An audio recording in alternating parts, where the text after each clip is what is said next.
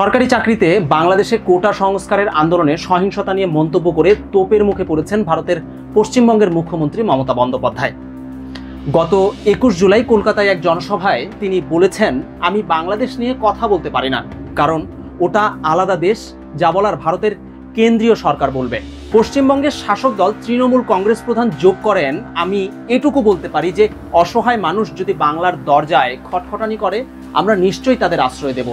এর কারণ জাতিসংঘের একটা রেজুলেশন আছে, কেউ যদি শরণার্থী হয়ে যায় পার্শ্ববর্তী এলাকা থেকে তাকে সম্মান জানাবে। কোটা আন্দোলনকারী শিক্ষার্থীদের রক্ত ঝরছে উল্লেখ করে মমতা এক টুইটে লেখেন, বাংলাদেশ থেকে কয়েকশো ছাত্র ও অন্যরা পশ্চিমবঙ্গ সহ ভারতের অন্যান্য রাজ্যে ফিরে আসছে। আমি রাজ্য প্রশাসনকে নির্দেশ দিয়েছি যাতে তাদের সব রকম সাহায্য সহযোগিতা করা হয়। আর এখানেই আপত্তি জানিয়েছে ঢাকা কর্তৃপক্ষ। এক সংবাদ সম্মেলনে শিক্ষার্থীদের রক্ত ঝরছে উল্লেখ করে মমতার দেওয়া টুইট প্রসঙ্গে বাংলাদেশের পররাষ্ট্রমন্ত্রী হাসান মাহমুদ জানান, মমতার প্রতি যথাযথ সম্মান রেখেই বলতে চাই, তার সঙ্গে আমাদের সম্পর্ক অত্যন্ত ঘনিষ্ঠ।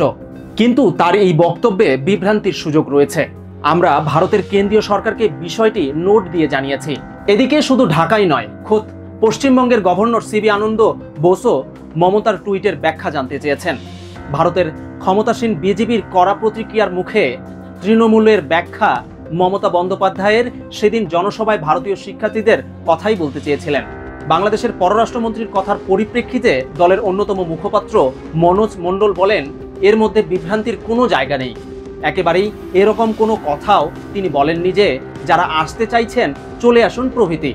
তিনি যেটা বলেছিলেন যে অনেকেই যারা ওখানে পড়তে গেছে তারা হয়তো ভয় পাচ্ছে, তাদের কেউ যদি এখানে আশ্রয় নিতে চায় সেক্ষেত্রে আন্তর্জাতিক যে চুক্তি আছে সেই অনুযায়ী হবে।